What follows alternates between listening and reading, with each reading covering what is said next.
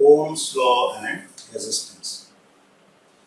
तो हमने देखा कि किसी भी कंडक्टर के अक्रॉस जब हम सेल कनेक्ट करते हैं तो सेल एक पोटेंशियल डिफरेंस क्रिएट करता है और उस पोटेंशियल डिफरेंस के कारण करंट फ्लो करता है। अब ये जो पोटेंशियल डिफरेंस होता है और जो करंट होता है, क्या उसमें कोई रिलेशन होता है कि पोटेंशियल डिफरेंस से करंट कैसे चेंज करेगा, या कंडक्टर हमने बदल दिया तो किस तरह से चेंज करेगा? तो ये सब जो है वो अगर हम ऑब्जर्व करना चाहें तो हम इस तरह से देखते हैं कि अगर एक सर्किट है उसमें हमने एक बैटरी लगाई, एक रेजिस्टेंस लगाया, एक की है। अच्छा, अगर हमें रेजिस्टेंस से जाने वाला करंट मेजर करना है तो उसके सीरीज में हम एमीटर लगाते हैं, और अगर इसके अक्रॉस पोटेंशियल डिफरेंस मेजर करना है तो उसके पैरेलल में हम एक वोल्टमीटर लगा देंगे। ये सारे सिंबल्स ऑलरेडी हमने डिस्कस कर लिए।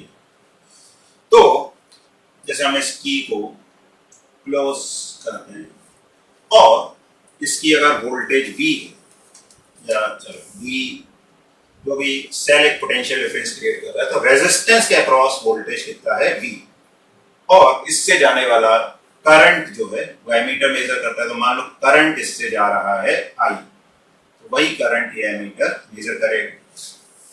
तो हम डिफरेंट वोल्टेजेस के लिए करंट जो है उसको फाइंड करते हैं।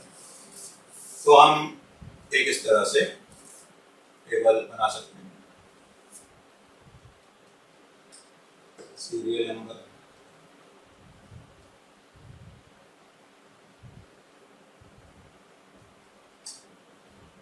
Potential difference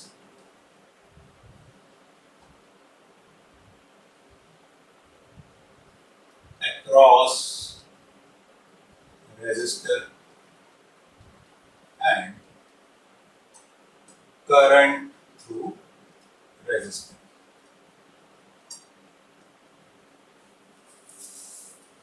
potential difference across resistor वो हमें किससे रीडिंग मिल जाएगी? वोल्टमीटर से। करंट थ्रू रेजिस्टर वो हमें किससे रीडिंग मिल जाएगी? एमीटर से।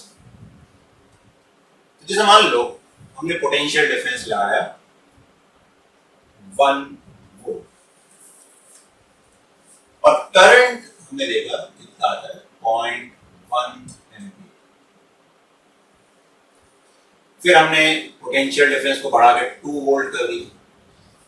तो हम ये देखते हैं कि अगर हमने पोटेंशियल डिफरेंस जो रेजिस्टर के अक्रॉस है 2 वोल्ट कर दिया, तो करंट की जो रीडिंग है ये भी ट्वाइस हो जाएगी। अगर पोटेंशियल डिफरेंस को ट्वाइस करते हैं तो करंट भी क्या हो जाएगा? ट्वाइस।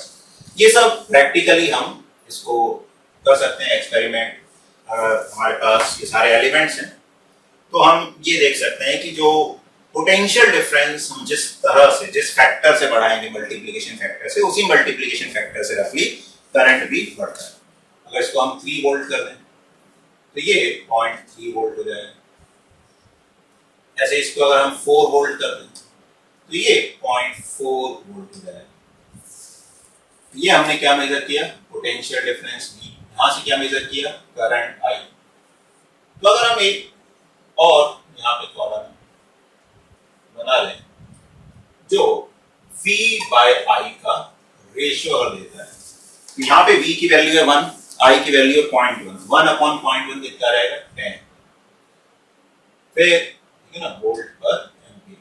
फिर ऐसे 2/0.2, 2/0.2 ये भी 10 वोल्ट पर एम्पीयर आ जाएगा। इस तरह से हम देखें तो जो भी V बाय I का रेशियो है वो फिक्स आ जाएगा। यानी कि अगर एक रेजिस्टर हमारे पास फिक्स है, हम वोल्टेजेस अगर बदलेंगे तो करंट इस तरह से बदलेगा कि V बाय I का रेशियो फिक्स आ जाता है। अब ये जो ऑब्जर्वेशन है इसको एक जर्मन फिजिसिस्ट थे जॉर्ज साइमन स्टोन, उन्होंने इसको एक लॉ की तरह पेश किया जिसको क्या बोला जाता है? Ohm's law. देखते हैं कि ओम्स लॉ को कैसे स्टेट किया जाता है।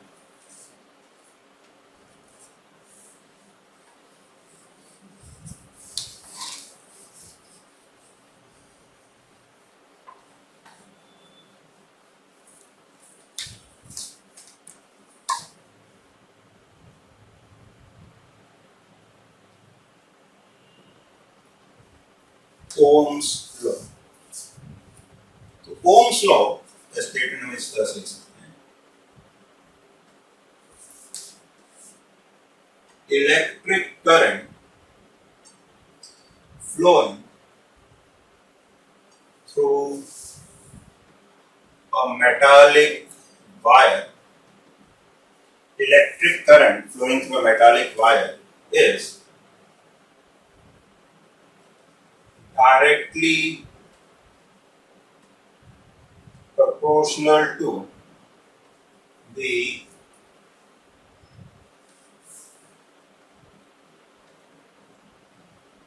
potential difference, is directly proportional to the potential difference V across its ends, provided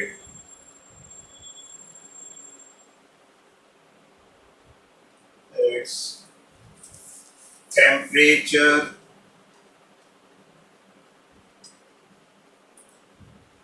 remains the same. किसी भी वायर से, मेटालिक वायर से जो इलेक्ट्रिक करंट फ्लो करता है, वो उसके अक्रॉस जो पोटेंशियल डिफरेंस लगाया है उसके एंड्स के अक्रॉस, उसके डायरेक्टली प्रोपोर्शनल होता है, प्रोवाइडेड जो वायर है उसका टेम्परेचर सेम रहना चाहिए।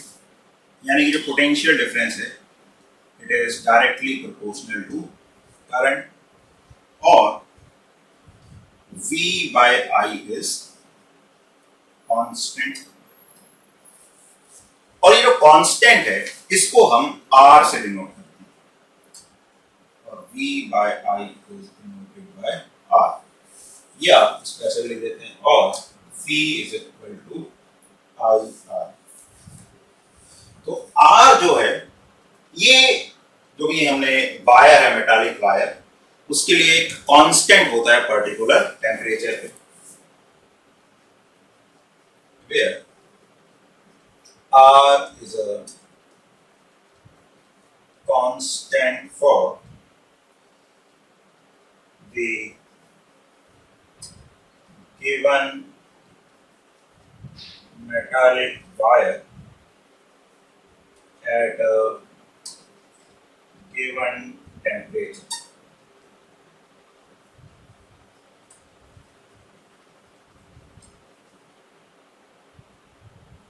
And is called, और इसको क्या बोलते हैं, रेजिस्टेंस।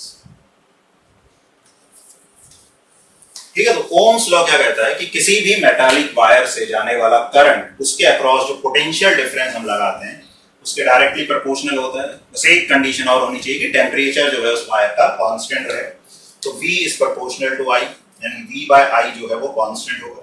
उस कांस्टेंट को हम R से डिनोट करते हैं। R एक गिवन मेटालिक वायर के लिए कांस्टेंट होता है पर्टिकुलर टेम्परेचर पे, और उसको क्या बोला जाता है, रेजिस्टेंस बोला जाता है। तो रेजिस्टेंस करता क्या है?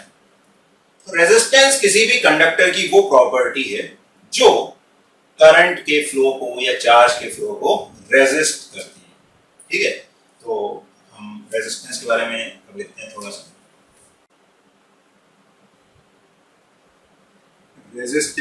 रेजिस्टेंस क्या होता है? It is the property of a conductor by which it resists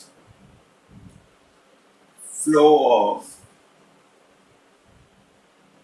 electric charge through it।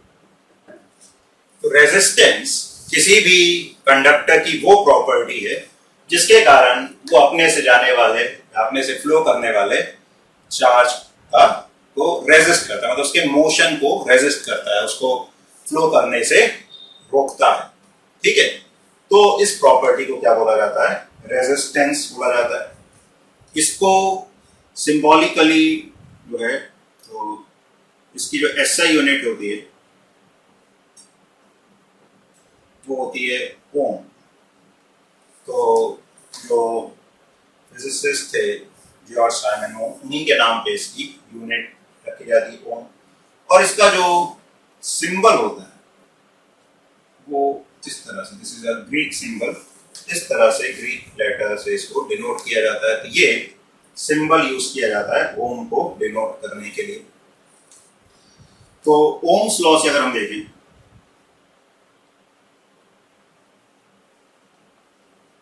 According to Ohm's law, जो आर है वो किसके बराबर हो जाता है? V by I। अच्छा, एक और चीज जो अभी हमने एक टेबल बनाई थी, वोल्टेज, करंट और उसके रेशो वाली, तो हमने देखा था कि अलग अलग वोल्टेजेस और करंट के लिए V बाय I का रेशो कांस्टेंट आया। हमने क्या देखा था? जैसे अगर वोल्टेज 1 वोल्ट है, करंट 0.1 एम्पीयर है, तो ये 10 आएगा। वोल्टेज 2 वोल्ट है, करंट 0.2 एम्पीयर है, तो भी ये 10 आएगा। ये 3 वोल्ट है, तो करंट 0.3 एम्पीयर हो जाएगा, तो ये 10 आएगा। इस तरह से ये 4 वोल्ट है, 0.4 एम्पीयर है, तो ये भी 10 आएगा। थोड़ा सा ग्राफिकली भी हम इसको समझ सकते हैं कि जैसे अगर हम V वर्सेस I का ग्राफ बनाते हैं, तो हम क्या देख रहे हैं कि जब वोल्टेज को हम किसमें मेंशन कर रहे हैं? वोल्ट में, करंट को हम एम्पीयर। ठीक है, तो this is representation of voltage और पोटेंशियल डिफरेंस। इस एक्सिस में हम क्या बना रहे हैं? वोल्टेज या पोटेंशियल डिफरेंस, यहाँ पर करंट। तो हम देखते हैं कि जब वोल्टेज 10 है तो जो करंट है वो कितना है? 0.1। ऐसे हम रेफरेंस के लिए लाइन बना सकते हैं। बेसिकली ये वाला पॉइंट हमको मिल रहा है।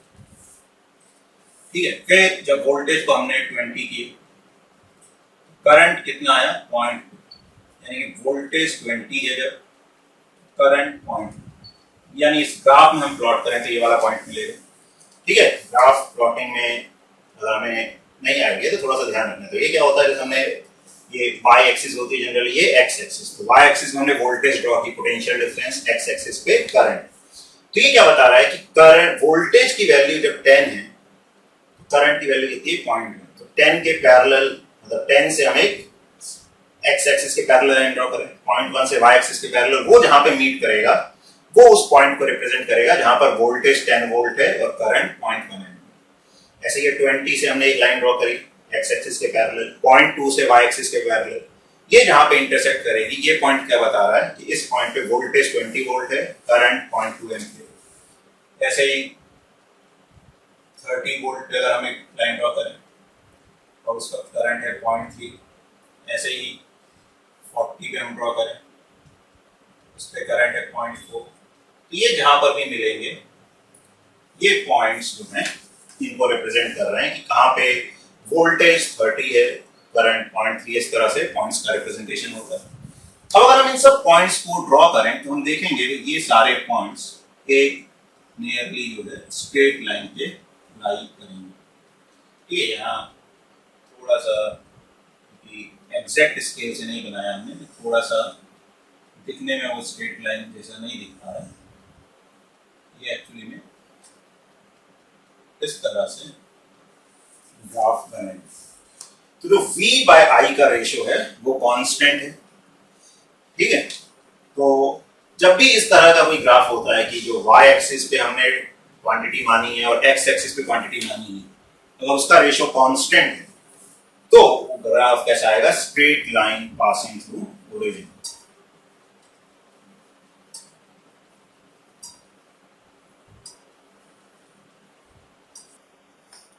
ठीक है, तो ये हम देख सकते हैं कि कभी भी अगर हम देखें ओम्स लॉ में V जो है I के डायरेक्टली प्रोपोर्शनल होता है। V बाय I का रेशियो एक गिवन कंडक्टर के लिए कैसा आएगा? कांस्टेंट आएगा। और जो V बाय I का कांस्टेंट रेशियो है उसी को क्या बोला जाता है, रेजिस्टेंस बोला जाता है। तो कई बार ऐसा ग्राफ देके भी पूछ सकते हैं कि रेजिस्टेंस की वैल्यू बताओ। तो रेजिस्टेंस की वैल्यू कैसे बता सकते हैं, तो हम किसी भी पॉइंट पे V की वैल्यू देख लें, I की वैल्यू देख लें और V बाय I की जो वैल्यू है वो हमको रेजिस्टेंस दे देगी। ठीक है, तो ये हमें पता होना चाहिए। अच्छा, हम डिस्कस कर रहे थे रेजिस्टेंस के बारे में। तो हमने देखा रेजिस्टेंस जो है उसको हम क्या लिख सकते हैं, V अपॉन I, और SI यूनिट क्या होती है, ओम। अब हम 1 ओम को कैसे डिफाइन करेंगे, रेजिस्टेंस होता है V बाय I। तो अगर हम 1 ओम की बात करें,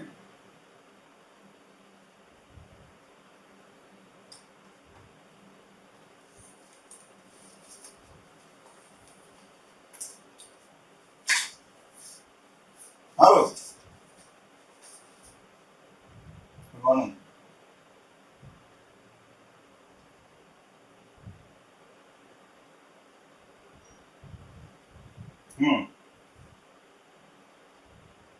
चारों का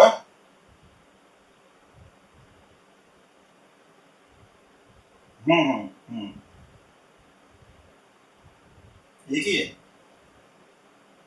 अच्छा,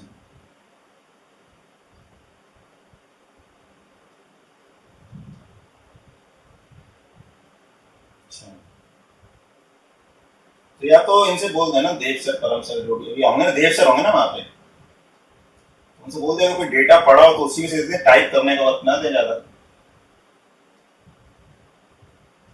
है ना। जो डेटा पढ़ा हुआ है उसी में से क्वेश्चन दे दें, है ना। देव सर को बता दें अल्फा 1 11 12 का दे दें, बाकी अगर अल्फा 2 में मुझे लगेगा कि 1-2 क्वेश्चन मैं अलग से दे दूंगा, वो भी टाइप नहीं करवाना, वैसे दे दूंगा।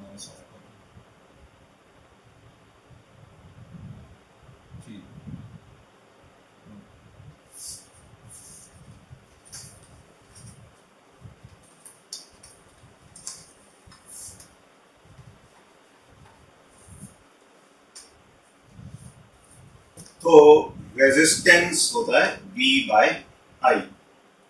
अब अगर हम 1 ओम की बात करें तो 1 ओम क्या होगा, 1 वोल्ट अपॉन 1 एम्पीयर।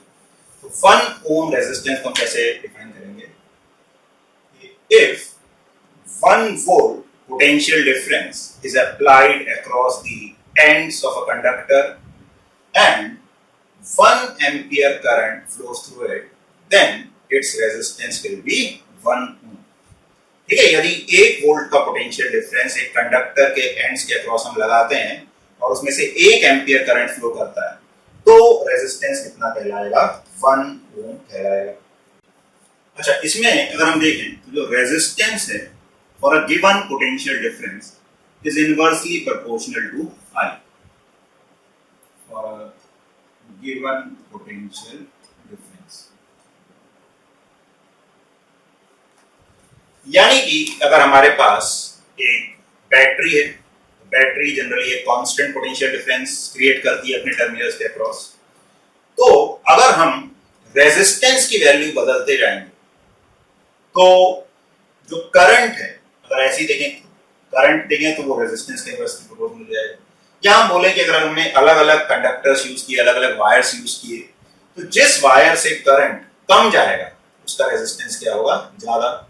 जिससे करंट ज्यादा जाएगा उसका रेजिस्टेंस क्या होगा, कम। अच्छा, एक्चुअली ऐसा होता क्यों है, तो जो कंडक्टर्स हैं उसमें क्या होता है, जो इलेक्ट्रॉन्स हैं एक्चुअली फ्रीली मूव नहीं कर सकते। क्यों, क्योंकि जो वायर्स होते हैं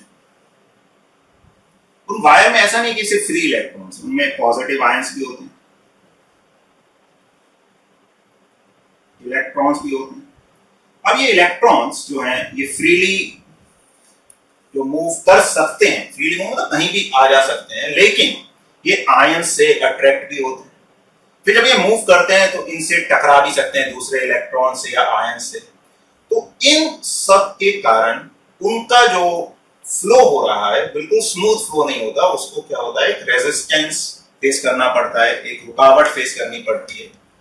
और अलग अलग कंडक्टर्स में अलग अलग, जैसे कॉपर है, सिल्वर है, एल्युमिनियम है, तो इन सब की अलग अलग प्रॉपर्टीज होती हैं, इन सब में अलग अलग तरह का इंटरनल बिहेवियर होता है। तो इसलिए सेम लेंथ सेम एरिया के कंडक्टर्स की अगर अलग अलग मटेरियल के बने हुए हैं तो वो अलग अलग रेजिस्टेंस ऑफर कर सकते हैं।